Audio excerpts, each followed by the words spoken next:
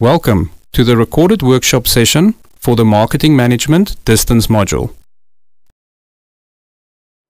It is a pleasure to welcome you again as we continue now with Learning Unit 2 of our Marketing Management Workshop 1. We are now going to deal with Learning Unit 2, and the title of the unit is the Marketing Environment. What we need to be able to understand there, you'll recall when we spoke about the module outcomes in Unit 1, we said there were 3 module outcomes that we are going to deal with within the marketing module. In this unit, we are also going to cover all the 3 module outcomes. So every time when you see MO 1 to 3, it means this unit is going to cover all the 3 units. And we are saying it is, again, what I must also emphasize, your assignment is supposed to be at the end of this unit, meaning your assignment is going to include Learning Unit 1 and Learning Unit 2. And according to the year planner, within or by the end of the 6 weeks, you should be able to submit your assignment, which is going to involve Learning Unit 1 and 2, and you are supposed to do that by pushing it through or via the portal. Now, we are going to go first with the objectives of this learning unit. Within this unit, the critical objectives that we have to be able to cover are that by the end of this, we must be able to explain the components of the micro environment. So for you to be able to understand or to be able to explain the components of the micro environment, you must be able to also understand what is the micro environment. What does the micro environment mean? Secondly, you should be able to discuss how the variables in the market environment will influence the business. How is the business influenced by the different changing variables within the market? That is very important. Thirdly, we want to be able to understand at the end of this that we should be able to demonstrate the impact that the micro environment can have on a business. In what way does what happens within the micro environment affect a business? And then lastly, we should be able to carry out a SWOT analysis. What is a SWOT analysis? This is an acronym for strength, weaknesses, opportunities, and threats. So we are going to deal with that in detail.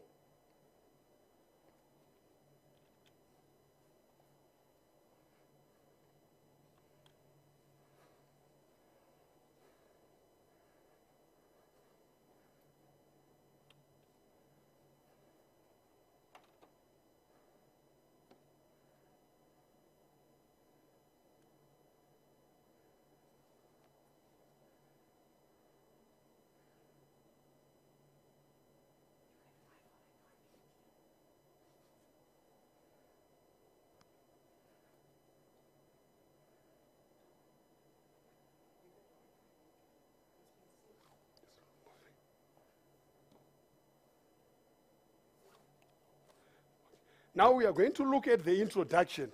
The introduction of the marketing environment is that we have to be able to understand that the environment is dynamic,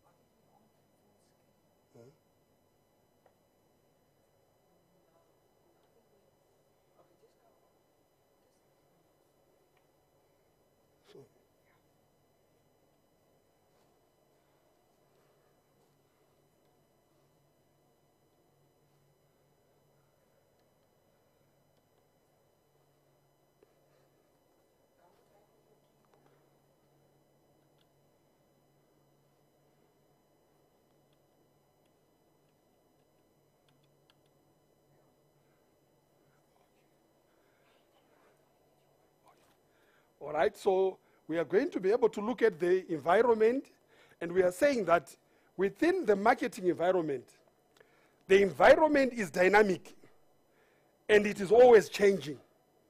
So you can never find a situation where the environment is never changing, and that it is static. It will be like stagnant water. So the environment is always changing. There are so many new dynamic things that are happening. You can take a basic example. Within the world of business, one of the things that are ever changing, you will find that it is like the oil price. You would understand it very better in South Africa. Just a week ago, price was actually hiked to the highest level ever in South Africa in many years, right? And everything is centering on the price of what? Of oil. You can also look at the different things that happen. There are some natural things that happen, like natural volcanic eruptions. How does that affect the business environment? And as a marketing person, you have to know and be able to study that. Why? Because in a way, it has got an impact to what happens in business. Hence, the business environment is not static. Management has to be aware of these changes as they influence what happens within business. And we are saying that the environment is actually made up of two factors or variables. The first one is what is known as the internal variable. Right? Internal factors or internal variables. The second one is what is known as the external factors or variables. Now, when we look at these, we also have to go then deeper into the components of the different marketing. We are not going to deal with them in what? In detail. These all impact what happens within the business environment. But when we look further now, we now want to break down the marketing environments. The marketing environment, like we said, is divided into three components. The first one is divided into the micro environment. When we talk of the micro environment, we are saying that this is the internal environment. Internal in the sense that that actually happens within business environment. This is, this happens within our organization. And we are saying that the micro environment is internal, and it includes things like the mission statement. A mission statement is actually a statement that the organization from within is able to come up to say, what do we want to be? What do we want to achieve in a certain period of time? So it actually comes from internally, from the business environment, right? The second thing is you also look at the vision. Who do we want to be tomorrow, right? So you come up with a statement that actually highlights what you want to be tomorrow. That is the vision. It is also from internal. And then you work out from the mission and the vision, your objectives. What do you intend to achieve as an organization? So you set all these objectives, and they become your map or your canvas to attain and achieve whatever you desire as an organization. You also come up with your marketing objectives. And we are saying that your marketing objectives of what you want to, we want to attain sales of this magnitude. We want to be able to improve our products. These are the marketing products that you are going to set up. And we are saying that they come from the micro environment. They are from within an organization. And we are saying that these are actually supposed to be smart. When we say that the objectives, the mission, and the marketing objectives that are from the internal environment or from the micro environment, and when you say that they are supposed to be smart, what we are saying is, when we talk of SMART, it's an acronym for what is known as, S stands for what? The objectives must be specific. And we also look at M. M means that they must be measurable. Whatever the objectives that you're going to come up with, they must be measurable. A, they must be attainable. You must be able to attain them. And then R, they must be realistic. And then T, they must be time-bound. So there must be things that you are able to what? To achieve. And these objectives, we normally talk about what happens within an organization. It involves your resources. It also involves your skills. It involves your abilities. You look at yourself as an organization. You say, what type of skills do we have from within? What are our abilities? What resources do we have? Do we have the equipment, the facilities, the know-how to do things? Do you have the marketing instruments, right? You have to understand your target market. Who are we targeting with our products? If, for example, you are actually dealing with the smartphones, you have to know the people who are able to buy the smartphones as an organization. So who are going to be your target audience? And you look at the size characteristics of your organization. Who are the people who are able to buy this? And then you look at the demographics. What are the age groups of people who are able to buy? And what are their gender? What are their age groups? What are their preferences and things like that? And then you also look at the market as a total market, and you now segment them in terms of the requirements, in terms of what the market requires from you. You then look and go further now and say, from the micro environment, the second layer that you find within an organization is the market environment. Now, the market environment is the one that is just outside the organization.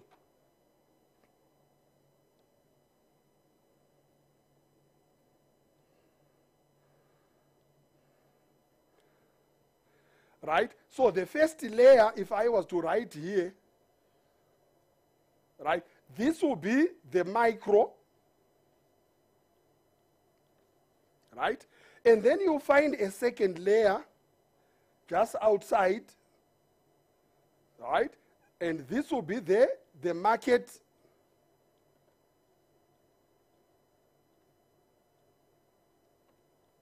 environment. Then we have got the third one. We'll explain them in stages. And that will be the macro environment. Right? Macro environment. So we are saying that the micro environment, this is happening this is the organization. And we are saying that within that organization, what happens within the organization, you are able to control what happens there. Right? You are able to look at your staff and say, they do not have skill. They do not have abilities. And neither do we have resources. We do not have the technology that we need. It's within your organization, and you have got a say on that. Whereas when we look at the market environment, which is the outside, this is happening outside our what? Our environment. The internal one, the micro, we have got control over. Whereas the market now, we only have, this is outside. And it is influenced by the outside forces. Hence, we only have partial control. We can do something, but we cannot directly fully control what happens. Hence, we are talking about what? We are talking about consumers. We can try and influence the thinking of and perception of our consumers. But we really can't come up with a cutthroat and say, do this, do that. Right? We can only influence, hence it's partial. We have got competitors. We can try and outplay our competitors, but we can't really control what happens. We can also try and influence our suppliers to create a relationship, what we said the other time. But I mean, you cannot directly, everything here is partial. That is within the market environment. Then we find the outside now, which is the macro environment.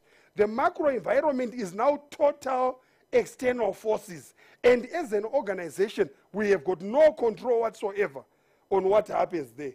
And hence, we cannot influence what happens within the micro. And here we are looking at the economic situation. If you look in South Africa at the moment, and some countries in the world, you will find that, for example, in South Africa, the rand is always falling.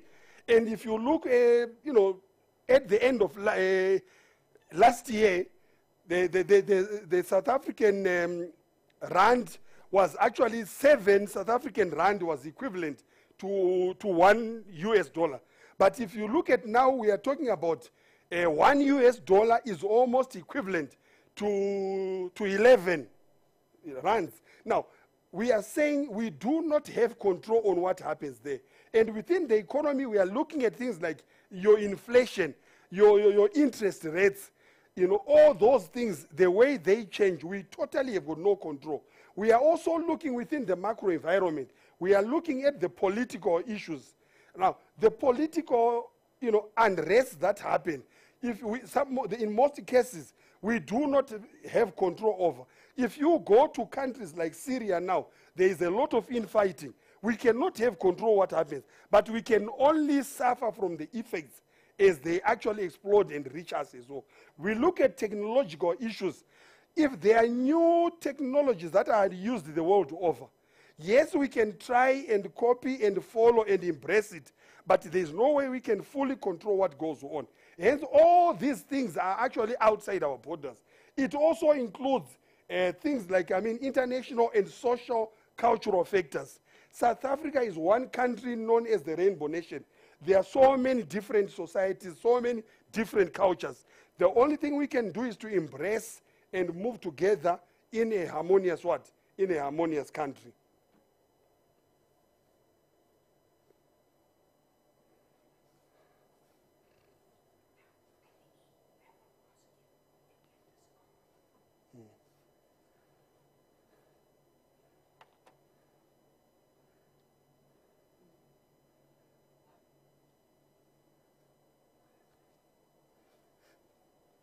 All right, now let's talk about the characteristics of the competitive market structure.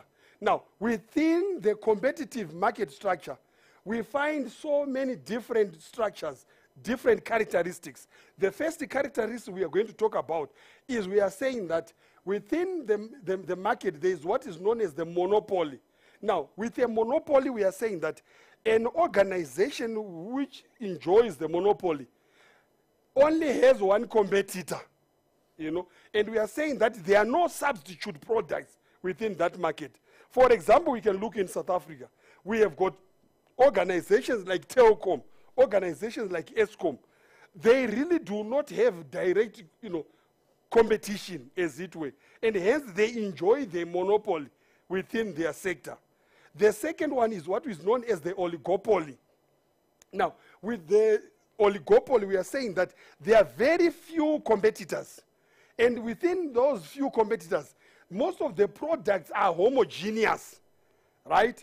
And they are homogeneous of differentiated what? Products. E.g., for example, you find that the few retailers, you know, such as Engine, there are so many, in as much there are more, you know, fewer competitors. But I mean, there are very few players who are actually selling almost exactly the same what?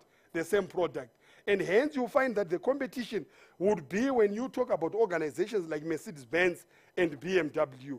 They enjoy the oligopoly within the, you know, competitive market structure. And then the third one is what is known as the monopolistic. It is important to realize that the monopoly and the monopolistic are totally two different structures. The monopolistic structure we are saying here, there are so many competitors. So many competitors. Whereas within the monopoly, there's only one what? One competitor. Monopolistic, many competitors, there is product differentiation with many substitutes. So there are so many similar products that can actually substitute your product as an organization. You can see this within the computer companies and the technology companies. If you look at the computer companies, they've got different softwares. If you go to IBM, if you go to Apple and things like that, they all are different. There are so many competitors, product differentiations. You have to come up with a new what, you know, on the edge type of program or software to actually counter your competition. Okay, the last one is what is known as the perfect competition. Now, within the perfect competition, there is unlimited competitors. They can be streaming in and day out. They are unlimited. And they are homogeneous products. Here we find an example as the farmers. If you look at the farmers, they are all having different farm produce. They might be bananas, they might be apples. They can be exactly the same, but I mean, obviously, I mean, they are going to taste a bit different in terms of maybe the soil, but I mean, it's exactly the same, market with the same homogeneous products and the same perceived, market product within the same structure. Variables in the macro environment. There are so many different variables that you find within the environment. Hence, for the marketing person, it is important for you to see them and understand them. The first one is the political and the legal environment. Now, the political and legal environment is central to what happens. Why does the political and legal environment becomes one? Because it is the political organizations that will end up taking over governments. And when they take government, when they are in government, they are the ones who set the policies and the laws, and then they become laws in the what? In the countries. Hence, here it involves the laws, the regulatory guidelines, the export and import rules, minimum wages. But what is important is when they set all these laws and regulations, they have got an impact on a company. Take, for example, within a company, within the political and legal framework of an organization, of a country, they govern the rules and the regulations, and they set gazette laws to say, this should be the minimum wage. That minimum wage is what is going to be what? To be used by every company. But in most cases, there are results or effects that come with that. And a country that governs the companies to come up with a minimum wage, that can actually result in what? In retrenchments. Why? Companies, organizations, businesses will not be able to continue financing, paying such wages. And hence, the only thing, if they are going to remain viable or to survive the hardships of the economy or the changes within the environment, it will be to retrench and cut their staff. And hence, there are also certain regulations like, take, for example, nationalization of mines. In what way does it have an impact on an organization?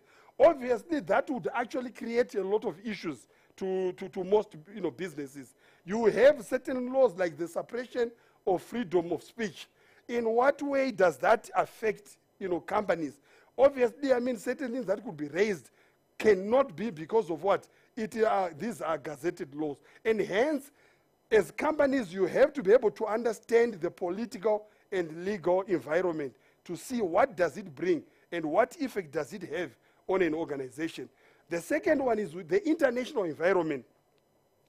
If you look at what we are in now, the world is now like a global village. We are no longer depending on the areas that are around us, but we have to be able to see what is happening the world over. And hence, whatever happens across the world or the globe has got an effect or impact on what happens on a local business. Why? Because that cascades and end up affecting our day-to-day. Take, for example, you look at technology. The way internet has taken the world by storm. Most businesses now are running businesses using the technology, internet. They are using e-commerce. Communication technology has made the world a what? A global village. And that is important to understand. There has always been a rumor in the past 2-3 years that Walmart was speculated to be coming to South Africa, either to buy out one of the supermarkets or hypermarkets that are already in existence.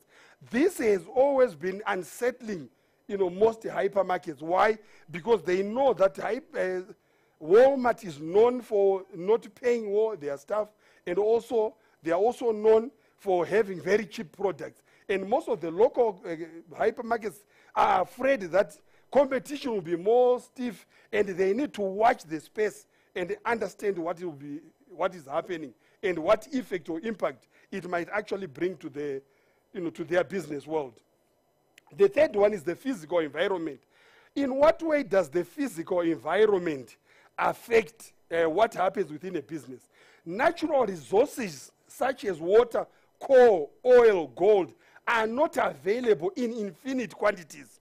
They come to a point when they will run out. And it is important for governments to understand that the physical environment is not there forever. They need to nurture them. They need to look after them and be aware of the limitations of shortages.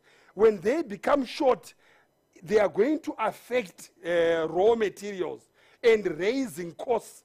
E.g., for example, supply of ingredients of specific pharmaceutical products have become so scarce, skyrocketing product prices. Why? Because the ingredients are now very difficult to find, and hence everything else becomes difficult to manage. Hence, organizations must be able to understand the physical environment and know what is taking place. We then look at the technological environment. Within the technological environment, there are new applications of softwares that are taking the world by storm. Better and faster computer hardware that is available. Even when we look at the advertising in the media, there are now different forms of advertising that are being used, which were not used 5-10 years ago. This is actually taking the world by storm. And hence, within the technological environment, you need to be able to understand that. You look within the medical field and the other areas, there is now what is known as laser surgery. Now, this is something very technological, something very new. That is actually, you go to certain countries, they have not even heard of that. They are not yet using that, meaning that they are behind. And it is important to be able to move with the times and understand the changes that are there within the environment. We also see things like the silicon protein molecules. These are all new technological things that are happening within the environment. And the fiber optics, right? They actually enhance business.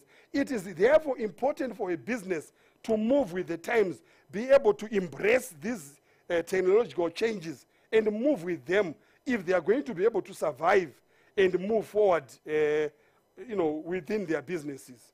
The next variable that we find within the macro environment is the economic environment.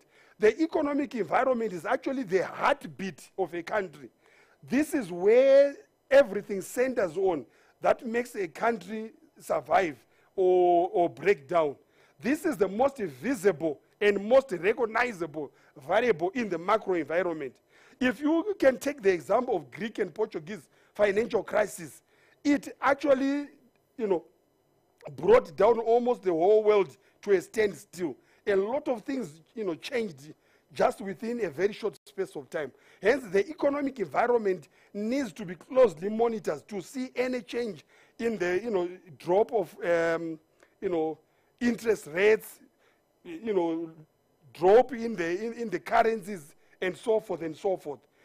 This can sway investor confidence in a country to a point that people who would have been potential investors would actually, cancel their intended move to go and invest in a particular country. Why? Because there is no economic stability within that environment. And this includes things like inflation, interest rates, unemployment, consumer income, exchange rates, monetary policy, and the business cycle. We know that if there is a lot of unemployment in a country, definitely it means therefore that very few people have got the disposable income to actually go and buy the products that are necessary or relevant for their day-to-day use. Equally, the same thing with the consumer income, right? If the majority of the people's earnings are way below the poverty datum line, it means that very few people are able to have money to go and buy certain products. Hence, it is important that you have an income that you are able to, live a day-to-day in a better way. You also look at the exchange rate.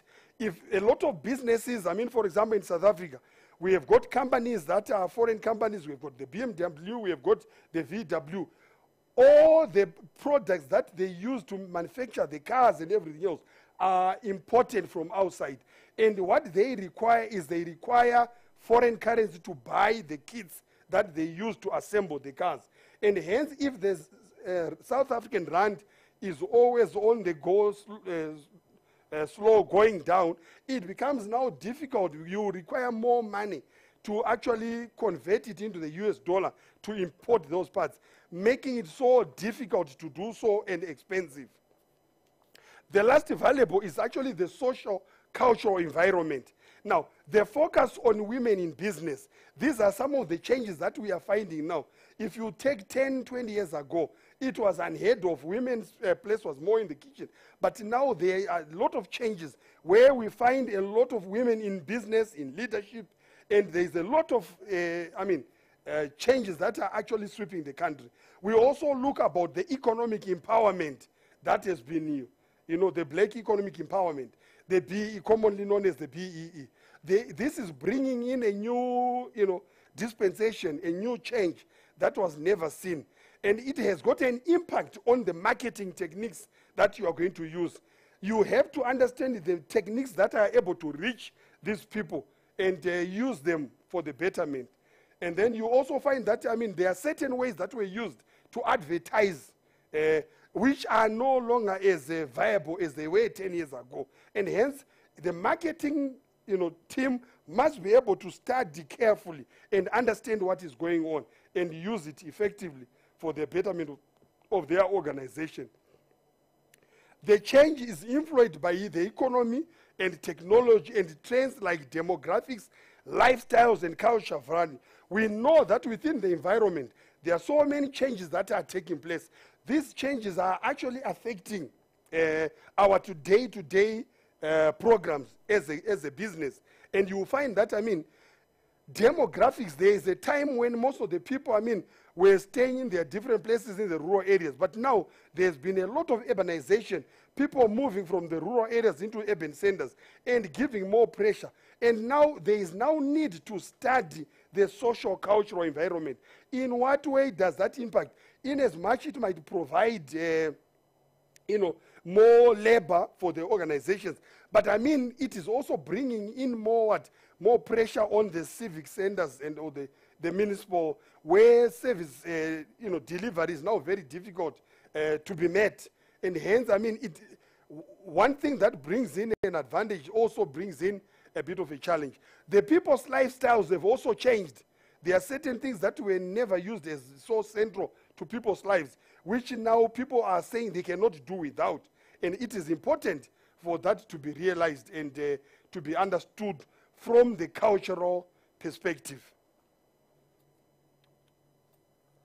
SWOT analysis. I said earlier on, SWOT analysis, SWOT was an acronym of strength, weaknesses, opportunity, and threats. What we are saying now within the environment, it is always important to study the environment and understand what is going on and use the SWOT analysis as a tool to understand how we can understand. What are we saying? We are saying this. We need to be able to see our strength within the environment, business environment, that way we are operating. What are our strengths? What are we able to do better? What are we doing best? What skills do we have? So you look out for the strength that you have within your business to consider the environment where you're operating. And then having done that, you also have to look at your weaknesses. What are our weaknesses within this operation? Now, by understanding your weaknesses, you have to understand that this is what we are weak at, and hence you can't use it as your trump card.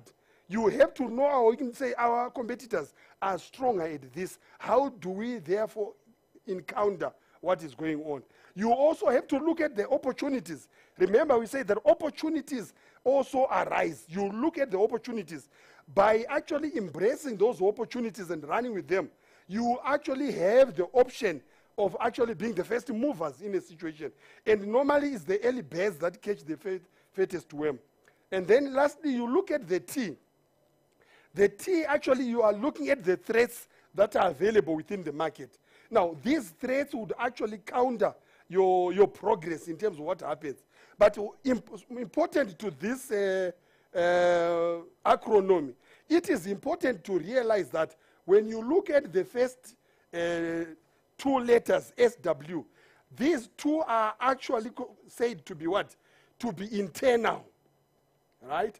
These are said to be internal. Why? They consider your strength and your weaknesses internally.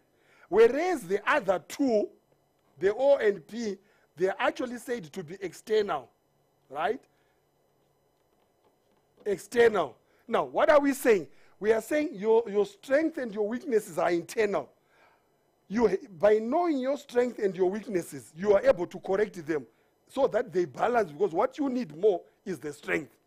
And then by knowing what is outside your organization, which is your opportunities and your threats, you need to embrace more of your opportunities so that that can counter your what? Your threats. The internal strength and weaknesses you have got control over. You are able to control what goes on there. Whereas the external factors, the opportunities and the threat, you do not have control much. What you can do is to try and what? Make sure that you increase your opportunities, embrace them, run with them, and make sure that they help you during the process of what goes on. Right. The next thing that you need to look at is, besides carrying out a SWOT analysis, you need to be able to do an environmental what? Scanning. By environmental scanning, you are scanning what is happening with around you. In any situation, a normal person, even when you are traveling in a town that is flooded of people, you have to always be aware what is happening around you. Lest people, that's why people are mugged and people's money and possessions are stolen. Why? They just look forward and they don't take time to watch what is going on. Equally the same, even when you are driving, you have to use all your mirrors to see what's happening around you. It is important, and hence we are saying, within the environment from where you are operating, you must be able to come up with, to do an environmental scanning. By carrying out an environmental scanning, what are you doing? You are monitoring the external and external environment, and you are making sure that that should be continuous. You don't do it once and then go to sleep. You continuously monitor the internal and the external environment in order to adapt to the changes in the world. Otherwise, if you don't, by the time you go to sleep and you wake up, these changes have taken over. So you have to continuously monitor the changes that are happening. Now, the other thing that you have to do is, it actually helps businesses to capitalize on early opportunities rather than to lose to competitors. You don't want competitors to be the first movers to any opportunity. By the time you then catch up and move in, they have already gone miles away. They now have better experience. They've already started doing things that it will take you years to catch up. It helps to obtain a first mover advantage, why you are able to enjoy the benefits before anyone else comes in, right? Take that advantage before competition moves in. The second point is, it provides an early signal of impending problems or threats which can be diffused if recognized well in advance. When you move into something else, you are able to see the early signals, whether where you have entered there is a long-term life there, or you are just going to be there within a short space of time, everything is going to be able to crumble. So it will give you the signals. Therefore, when you be able to read these signals, it will tell you where problems are likely to arise or whether they are not going to arise. Thirdly, it sensitizes a business to the changing needs and wants of its customers. It helps you by being the first mover, by scanning the environment. You are able to be sensitized of the changing needs. A lot of people will just say, no, we know that these people use this product. They don't know that there have been changes. We have already said, in the past, women were said to be, staying in the what? In the kitchen. But now they are also in the boardrooms. And hence, if you continue to stick to the point that, what used to happen 20 years ago is the same thing. If it was a product, most of these women now are now in the boardrooms, and hence be able to be sensitive to the changing needs of the women. What they used to require when they were in the kitchen is now totally different to what they now need when they are in the boardroom. So be able to read the signals, these changes that are arising. Fourthly, it also provides a base of objective information about the internal strength and weaknesses of a business that determines its ability to counter threats or utilize opportunities. You need to be able to provide the base of objectives. Be able to understand the information that is what? Accruing. You have to be able to understand your internal strength and weaknesses. What are you able to do best? What are you not able to do? What are you best at? What are you worst at? Be able to know all that and use that to capitalize on the potential opportunities and utilize them, and also be able to what? To counter on the threats that are likely to what? To come your way. Fifthly, it is to improve the image of the business by showing it is sensitive and responsive to the environment. A business that is going to be stable is a business that is sensitive and responsive to the changes within an environment.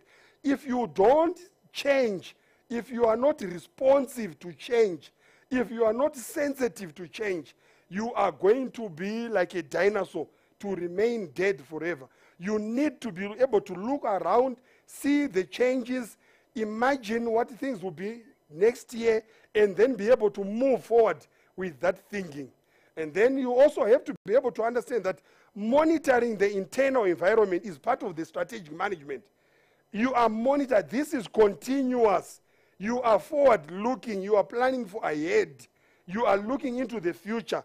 And hence, that in that way, you are able to see the key success factors of a business are used to see the strengths and weaknesses. When you carry out the key success factors of business, what has been working well for us, what has not been working, you are able to determine your strengths and your weaknesses. That way, it will help you to actually do better and move forward quicker and more efficiently. And then marketing research methods are used to analyze environmental variables. For you to understand that environmental SWOT analysis, environmental scanning, environmental analysis variables, you need information. The information is only found by carrying out a marketing research within the business. So we have looked at the second chapter. As you can see, what we were looking at there, the main objectives were centering more on the environment. You have to understand what is happening within the environment.